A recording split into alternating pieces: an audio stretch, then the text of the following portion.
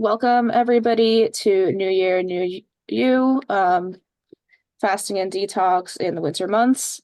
This session is a part of a series of interactive lectures on healthy detox hosted by Karin Johnson of AcuSource Healing LLC and will be recorded for those who could not join us live.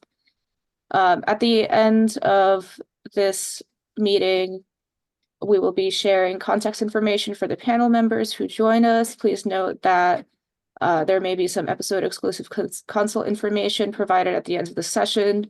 Today we will be hearing presentations from a diverse group of 3 panelists alongside our host, Karin. Viewers, following each presentation, you may direct questions to the panelists who just spoke by typing your question into the chat. After all the panelists have presented, we will have an open floor discussion during which you can write any and all questions and comments in chat, whether it be a general question or one directed to a specific panel member. I will now introduce you to our host, Karin Johnson. Karin, the floor is yours. Thank you, Diana. Good evening, and I want to welcome all of you to this panel discussion. And I want to thank so much our wonderful panelists, Dr. Bruziela and also Jane Yagoda and Steve Guttman. These are very seasoned health professionals who are going to share some of their wisdom with you.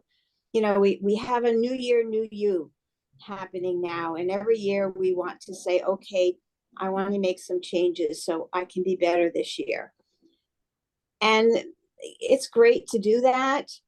However, if you can do that in an environment of support and new knowledge, and understand the very vital importance that we have in these times of detoxing and cleansing your body and how that contributes to health. And this is our goal here this evening, to give you that knowledge and to provide you with what support you need.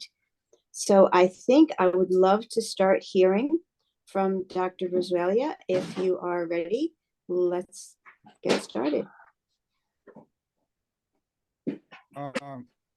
Yeah, you asked me to talk about fasting, and I just would like to share with you my personal experience about fasting because I've been, for the past many years, I've been struggling with some issues with my health, especially with my triglycerides and my low density lipoproteins and my high density lipoproteins. I've been kind of like struggling with how to balance it.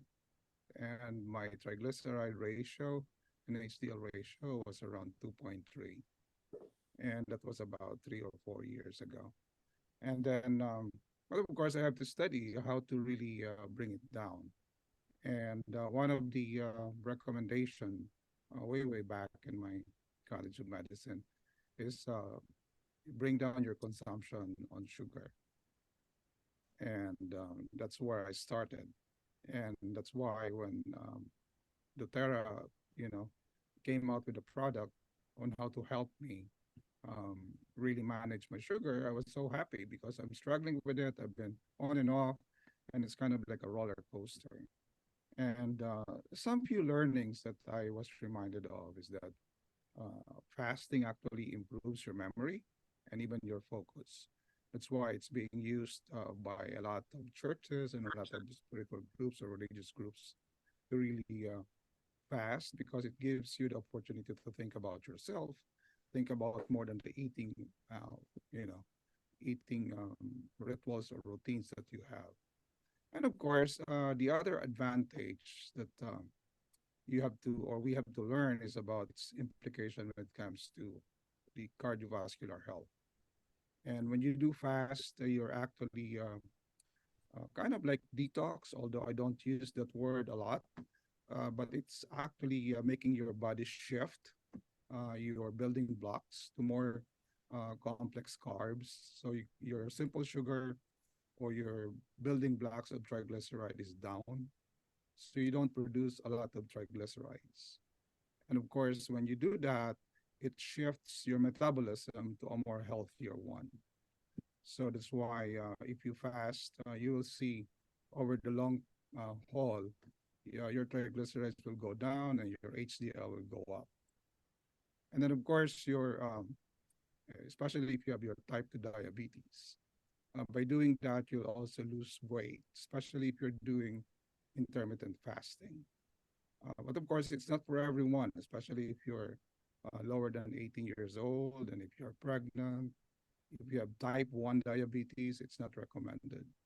So those are the few learnings that I really would like to focus on, because it's actually something to really think about, and how you're going to manage your health. And it's really big, especially if you're thinking about your cardiovascular health, your focus, of course, your physical performance as well. Matter of fact, some people who fast perform better physically. They can do more exercises more effectively and even efficiently. And of course, if you're struggling with your weight, fasting is, I would highly recommend that, but don't go right away.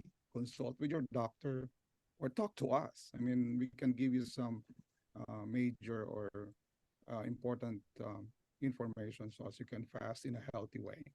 Some people just fast for the sake of fasting, but you have to find a reason for doing it, and it's all for your health and for your longevity. Actually, there's been a lot of studies about sirtuins, and if you fast, it actually activates that, and you kind of like live longer. And that's a whole lot of story. There's a whole lot of story about that. But if you want to read, I can give you some information about that. That's it. Thank you. Thank you. So you are referring to intermittent fasting. And at what point would you say people begin if they're starting their fasting journey? There's a struggle. I mean, people struggle with the way you know, they involve with fasting. Some people start with an 8-hour fast or a 6-hour fast. It's kind of like recommended to start slow until you get that 16-hour goal. But if you can't go there, maybe a 12-hour fast is good, and it's a good place to start and progress from there. Maybe it would take about 90 days or even 120 days to do that. As long as you remain consistent, I think that's the key word there. You remain consistent with what you're doing, and do it regularly. If you're doing intermittent fasting, like say 4 days a week, then do it 4 days a week until you add more days during the week. Good advice. Thank you. Thank you, Mario. Just as a reminder, viewers, you can ask any and all questions in the chat. So do we have any questions for Mario?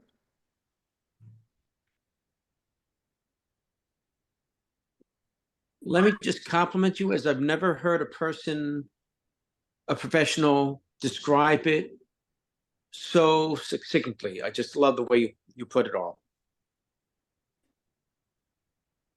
Yeah. Okay, if there's not any questions, I'll introduce our next speaker. This is Steve Guttman of Mind Body Dynamics. Steve is a personal wellness coach and specializes in massage, fitness, meal design, qigong, and meditation. Steve, the floor is yours.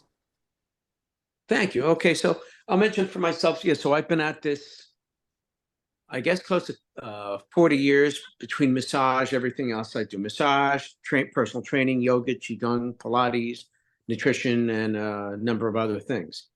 And I always come from the perspective of wholeness, as there's so many ways I can work with the person. And to me, what I look at is helping to strive to get a balance mentally, physically, and emotionally. Person might go towards the qigong, might go to traditional training, massage, or anything else, and they may make some lateral moves and say, no, let's do some of this, which is all good for me. Back to the fasting, intermittent fasting, I agree 1,000%. I thought it was perfectly put. In terms of detoxing, I can work with the person in a number of ways.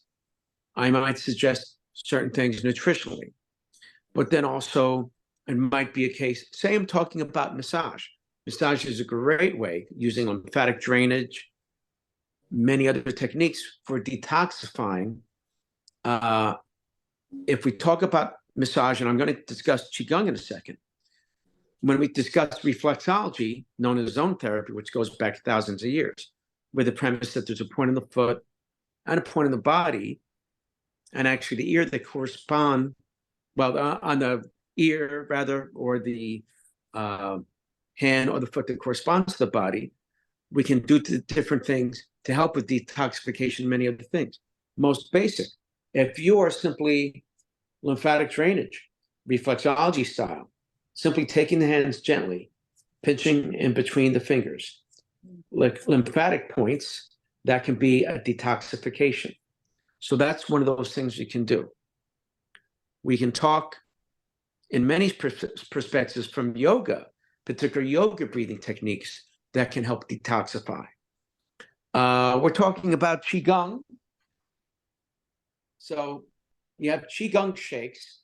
So I love Qigong as it's kind of like the physical relative or sibling to acupuncture. You're hitting a lot of those energy pathways.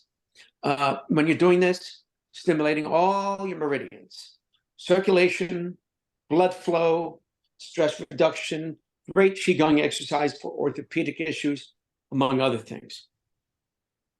On a humorous note, a number of months ago, one of my clients, she had an injury, so we were doing Qigong and yoga and massage. And I was telling her about the shakes, and she was doing it. And she said to me, it was funny, because she said, a few weeks, let's just keep going for a while, then we're going to see something. She said to me a few weeks later, no, I was in the supermarket. I started doing it because it felt pretty good. But before you know it, everyone's just giving me all these smiles. So she was doing this. Now let's stop for a second. Does anyone notice any tingle in their hands? So if you notice a tingling, that's a chi, that's a life, electrical energy that is flowing through. So that's something we want to happen. So it's a beauty with the Qigong. There's more than 3,000 Qigong exercises. And that's just one of those. I'll mention something really quick, another demonstration. Qigong exercise, pebble in the pond. The hand would be around waist height. And the palms are going to turn up. Working with a Dantian, this area, yoga would discuss it as the solar center, Dantian in China. So the center of the body, the stomach is a phenomenal area in terms of digestion, elimination, detoxification through this exercise and many more. I could keep going, but that's what I'm sharing right now regarding some things, including Qigong. Great, thank you, Steve. I actually have a question. So, Sure. what could you show an exercise that maybe would be really good for like a winter detox specifically? Or is this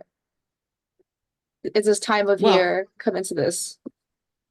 So that could be good. Now, here's the thing. Say we're talking about the kidneys. So kidney meridian. If you're going back here, stimulating the kidneys, helping to cleanse. So going up and down 30, 60 seconds, rather briskly. Serves a few purposes. One, we're talking about potentially cleansing the kidneys. Can stimulate the livers. But then with this, when you're going into that area, it's found to be great for muscle soreness. Also, what people do, I tend to mention that to people if they're cold. So this time of year, in fact, I just posted on Facebook, that was one of the exercises. You're doing that up and down, it tends to warm your body up. And just for anatomy, your kidneys are located at about the level of your waist, size of your fist on either side of your spine. Right there are your kidneys. Viewers, do we have any questions? If you have any questions, please make sure to type them in the chat. Any questions for Steve?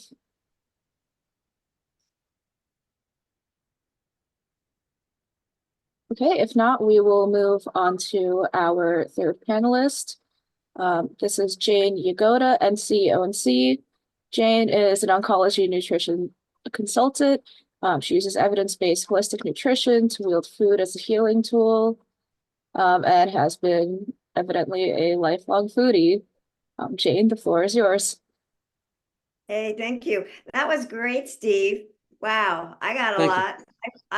I love new learnings, and now I got a new one to do either before or after a yoga practice, or if I'm feeling like I need something to lift. So thank you for that. I appreciate it. And Karin, thank you for including me here to be with this panel and talk about fasting and intermittent eating, as which I'm kind of together. So yeah, food is my background. Before I began my studies in nutrition, I was a personal chef. Actually, even before that, I was a restaurant brat. Starting 13, my parents had a restaurant and I jumped right in and was a food editor for a magazine. And then I transitioned to become a personal chef. And it was while I was a personal chef that I realized that there was a lot to learn about food as medicine, and it's true. And food is information. And it led me to this path of understanding and learning. It was from my clients who were going through autoimmune issues, cancer, and that's where I started with holistic nutrition, and then really focused my curiosities and wanting to do more, going to ONI, Oncology Nutrition Institute, for their certification program. And the rewards that I got from this, from ONI's in particular, is looking at cancer as a metabolic diseases, and understanding the terrain systems that we have and how it relates to specific cancers, and treating each person and their cancering as individuals, because everybody is different. There's no one size fits all. I know you've heard it, but it's across the board. And I think the same thing goes with fasting. I'm sorry, that's my dog. I apologize. She'll go downstairs. She doesn't want to know fasting. No way, don't do that. But her ancestors did. So there you go. So from that, I find when you tell someone with my background in food, like fasting, it can be overwhelming. And, we're talking about food, it's our first relationship and our longest relationship. So I have a tendency that we take it slow, so that it's, so there's success. So there's a success rate with it, and that it becomes a lifestyle. And I also think it's important that the person be mentally, physically, and spiritually ready to do this change, because it becomes part of your lifestyle and you should embrace it as well as you can. What I find is interesting with fasting is that many of us probably are doing it, not even knowing it. So let's say your last meal's at 7:30, right?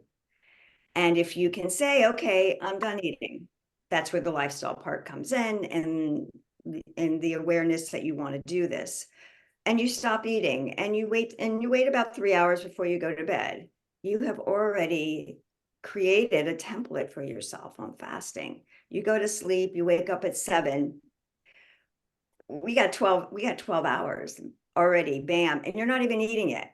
So let's say now you have a glass of water because you want to hydrate. And if you add a little apple cider vinegar, that's all the better. And now you're going to take a walk for like 15 minutes. Again, if your lifestyle allows it. I have a dog, so I'm out. We're both out. And I'm out for 15 to 20. And then put or do whatever, and it's another hour. So I've actually have gone up to 14 hours, 13, 14. And I'm not even working at it. It's become a lifestyle. And that's what I try to incorporate with people who want to attempt this. Like, let's make this a lifestyle so it fits and that there's success with it. Because studies are showing that it embraces weight loss. It helps control blood sugar. Blood sugar is the gate to health, balancing your blood sugar, balancing your hormones. And what I find is equally as important is that when you break your fast, understand the metabolism and how that works. You may not even be hungry, but when you're beginning to have your first meal, and I never say breakfast, your first meal, because people have different patterns and when they work. So your first meal, start with a little bit of fat after you've done your fast. And what that does is that it's going to balance your blood sugar, but it also helps with the balancing of your blood sugar for the meal that you're going to have. But it also allows for absorption of those nutrients. So there's all these little pieces of a puzzle, right? And that's how I look when I talk to someone. It's pieces of their puzzle, and how can we put them together? So when I say fat to someone, it's not a milkshake. We're talking about a good fat, and I'll explain why it's a good fat. And I even feel like that avocado, for an example, like some avocado, a handful of nuts, as long as you're not allergic to them, which is common sense. And then let that sit for like 20 minutes, just so everything can take it in and absorb it. And then you start, and then we'll go on to what your first meal would be. And it doesn't have to, and then you want some clean protein and a complex carbohydrate and a good fat. And then when I was in school, this is a quote that has stayed with me forever. Dr. Bowman, one of the first classes, keep your life simple and your carbohydrates complex. And I thought, that's brilliant. That's so brilliant. It's simple, but first you have to know what a complex carbohydrate is. And that's your learning. And I think those are your pearls that you can take in. But with fasting, the studies are across the board. And when it goes and in relation to oncology and cancer, there are vanguards, pioneers who this is what they have dedicated themselves to show how, when you go through this process, the efficacy of the cancer treatment and also how it reduces some of the side effects with the chemotherapy. Thank you very much. I appreciate you listening to me. Great. Thank you so much, Jane. Any questions for Jane? Please drop them in the chat. Jane, just let me compliment you with the way you described everything. Sounds like a lot of brilliance and passion there. You had me thinking about the concept, which I find some people scoff at, but the whole concept of epigenetics, and definitely seems like we're, which I'm a believer in, but seems Sure. like you're definitely touching upon that very much. Absolutely. And just, that epigenetics is what's on top. So, our genetics we can't change them, but what we can do is understand our triggers and how something is expressed or not expressed. So if you know some of your background and you know what those triggers are, then you think about them and you change them up. So for an example, I personally, through a genome test, 22 grams of fat is it. And, and coconut oil is wonderful, wonderful, wonderful. But you know what? But but it may not just be for me, or just enough. So it's really respecting that, Steve. And wanting to understand it so that, so you feel good. And so that you feel good, and that and life feels good. I think it's important. It can be, and it is. That is another field that's just like, I could read for hours on it. It's really fascinating. Good point. Thank you. Great. Thank you so much. So now we'll circle back to our host, Karin Johnson. Karin, floor is yours. Thank you. So we have just enjoyed some wonderful information from some people who really understand about the body and how to keep healthy and how to be healthy. And I thought it might be a nice addition to have someone on who actually went through her first 24 hours fast. And that was a stretch for her, and was able to do that successfully on her own, and, you know, with a little bit of help. But we can bring on Janice if she's there. We'd love to hear from her. Okay, I'm here. No, I didn't start my video, but well, how about we do this without the video so I don't hold you up? So Welcome. what I did, Welcome, Janice. hi, thanks for including me. So what I did was I stopped eating at 7, and then in the morning I had a light green protein powder. And then during the day, and I went to work. So this was I figured it would be easier if I did it at work because I love to eat. Right. So while I was at work, I just had chicken broth. I had broth and I had water, and that was it. I kept myself busy, so I was okay until I got home. That's where my weakness is.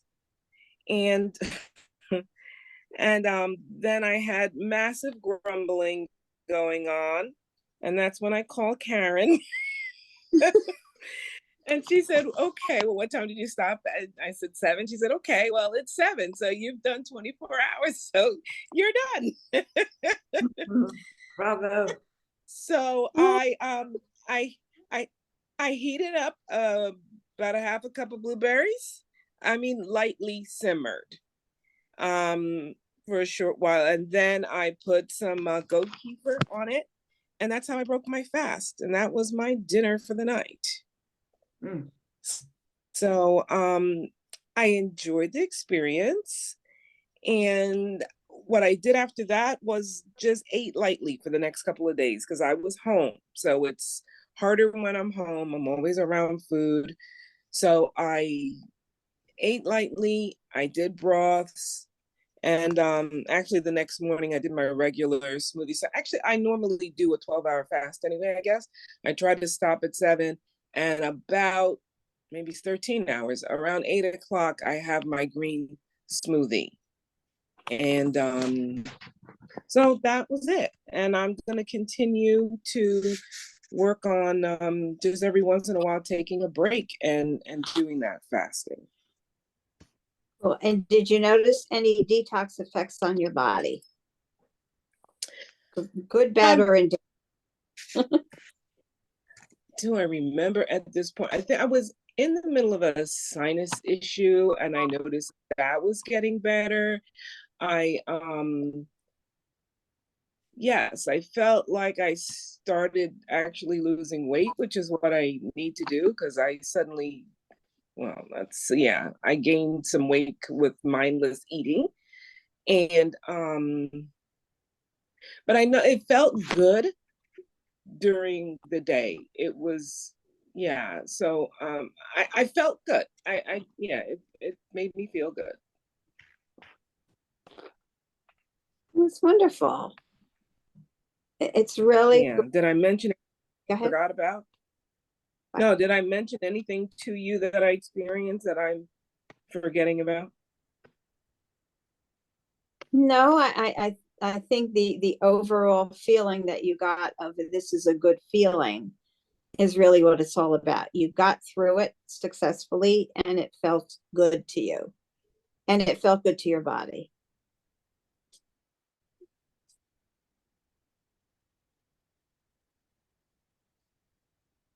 Good. Great. Thank you so much, Karin and Janice. We're going to circle back to Mario really quick. Mario, the floor is yours. Oh, thank you. I was about to mention about um, the thing that Jane mentioned about habit formation. I always talk to people and I always mention about the 21 90-day rule, which simply means that it will take 21 days to make a habit, but it takes longer, like 90 days, to make it permanent as part of your lifestyle. That's why changing course or changing habits takes a while because it basically is ingrained in the way you do things on a day-to-day basis. And Jane was right that you really need to break the cycle.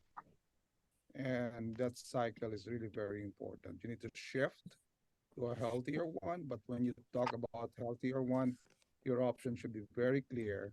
And whenever the trigger comes up, then you really have to be conscious about it and shift to the healthier option. And it's very important.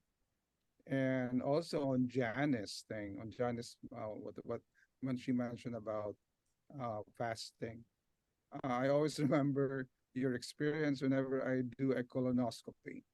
So I know it's tough to do fasting, especially on a 24-hour basis. And when you do colonoscopy, it's actually a slow, gradual preparation, but it takes about 3 days to do that.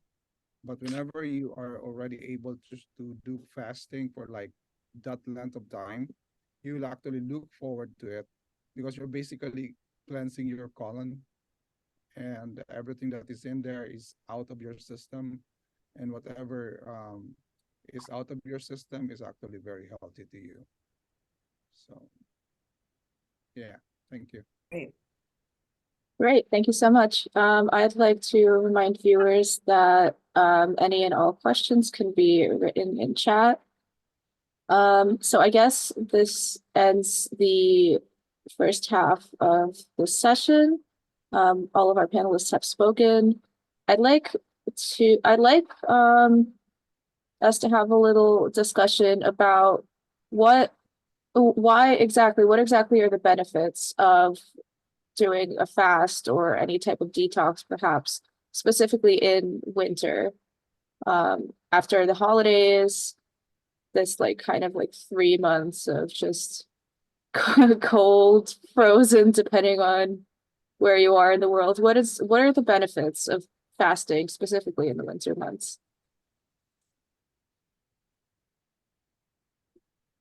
Well, you look at one of those things like that has been brought up. We're speeding up the metabolism. People are cold, tend to be cold in the wintertime. So one of the most basics, speeding up metabolism, you can be a little bit warmer, but you get everything going. I find that it ties into not only your body, but your mind. It's a whole thing. Another thing about fasting during winter is that because during winter we tend to overeat. When the season is cold, you tend to eat more. Um, there's the tendency to eat, especially simple carbs and sweets and all these things, and you don't focus on healthy eating. That's why when you fast deliberately, intentionally doing that, you're actually helping your body recalibrate. I think that's the word. And you have to be very, very conscious about what you're doing. When you recalibrate your body, you bring it back to the normal pattern of digestion. You you bring it back to the normal body, to the normal level of utilization of what you're eating. That's why it's very important to make fasting as part of your routine. It's not just sometimes people do fast during Holy Week, or sometimes if it's like a group fasting when the church is doing it. Yeah, you can start with that as you develop the habit, but fasting should be more personal and it should be driven by your desire to really make health a priority. It's not a kind of like a hype. Some people fast for because a lot of your friends are fasting because it's New Year. It's all these kind of things. But when you fast for your health, it's a whole a different level of purpose that you really have to develop, and it should be part of your routine. Hmm.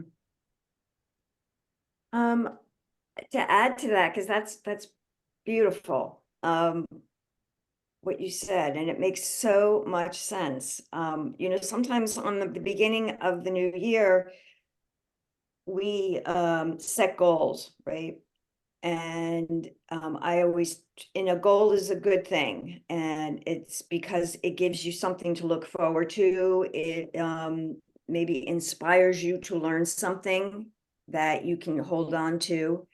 And I think with when you start fasting, you're setting a goal. And it happens to be that we're here at this time of the year. So we're setting this goal, and this goal is so that we have a vibrant health. You know, having good health is just it's something that we can aspire toward. And you know what happens with when we can achieve with the fasting, what comes sometimes for some people, and again, everyone is different, but you are working toward metabolic flexibility.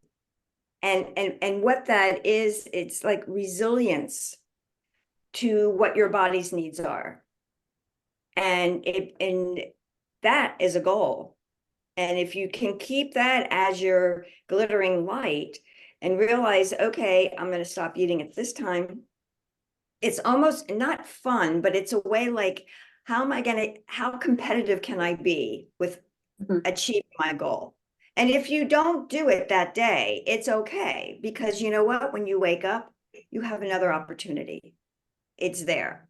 Tomorrow is another opportunity, but you can work toward it. You can even get a beautiful book and create a journal and journal down what worked, what didn't, so that when you get to the point where it's getting a little tough, you can look to see what helped you. So come spring, you have it in your back pocket and you can continue this. I think if you can look at it as a lifestyle that you want, and you're setting these goals for it, because I can't think of anything better to give your body than a rest, relaxation, and rejuvenation, and regeneration of the cells. And that's what you get when you fast. You're allowing the cellular activity to like slow down and begin to repair what needs to be repaired. You know, it's like the trucks come in and they clean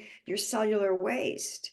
And that comes with, it doesn't happen overnight, but it comes with fasting. So those could be, you know, your goals with that. And I think we need goals, especially now, because there's so much stuff all over us. There's so much noise. How nice to have a clean goal that's yours and that you can do at your own pace, but having an outline, having this blueprint to help you with it. You know, you gotta love your brain. So I'm all about finding, you know, cognitive function and ways to improve my energy, and finding another energy source that can help me attain my goals. So that's kind of where I'm at with that. Wow, Great, I'm thank so you. impressed. This was just been fabulous. Everybody's contribution has been spot on, and I'm so grateful for the three of you and our little extra here, Janice. Thank you very much. I'm delighted that this has been spectacular. Truly, truly helpful to everyone who hears this. Done a great job. So very quickly, there is a question in chat for Jane. What is the reason you recommend fats to break fast? Naomi asks.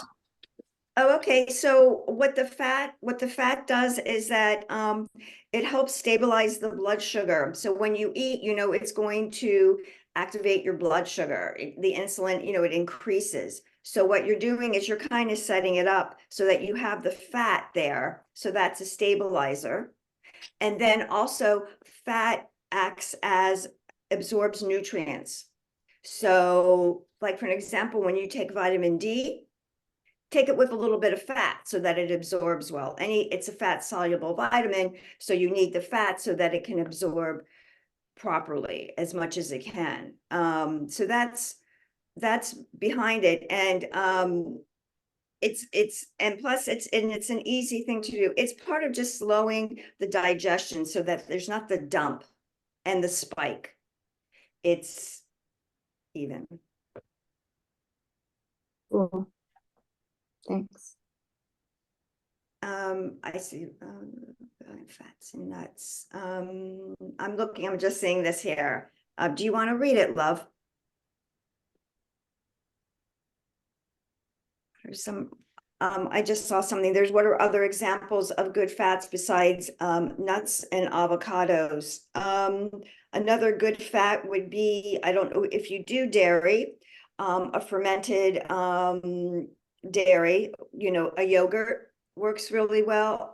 I do the plain, I do grass-fed, and it's from Regenerative Farms. And I can do like a scoop of that, and I put chia seeds on it and some pumpkin seeds on it. I mean, I dig it. And that way I'm getting some good fiber too, because fiber is really important. So I have the fiber, I have some protein from the chia seeds are great. You can even make a quick chia pudding, which is just almond milk blended with some wild blueberries. And then you pour it on some chia seeds and you let it settle, and you've got an awesome start right there. So a chia pudding would be a really great way to start too. And if you really want to go to town, you can put some coconut flakes on it, unsweetened, for the crunch, for the satiety of the crunch, so you get the whole mouthfeel. I have to say, so I like minds think alike. I just did the same exact thing the other day, Awesome. including the coconut. Yeah, it's great. Yeah, and there's some really, and just a real quick thing, when you get these nut milks, make sure it's like 3 ingredients. Try to stay away from some of the gums and stuff. It kind of like impedes the nutrient, and it's a little hard on the digestive system. Just a side note. Cool. Great recommendations, everyone. Any more questions from our live viewers?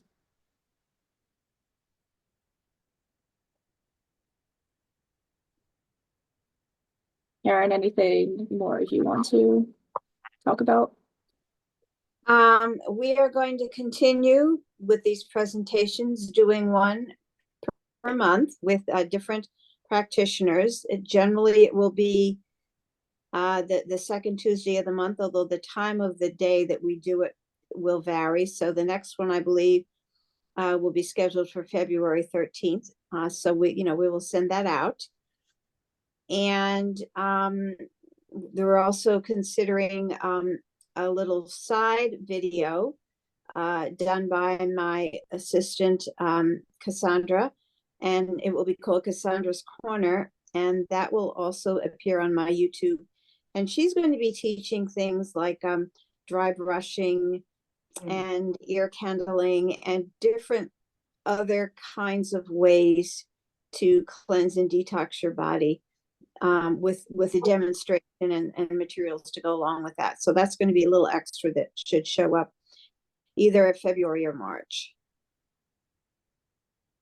So you have that to look forward to.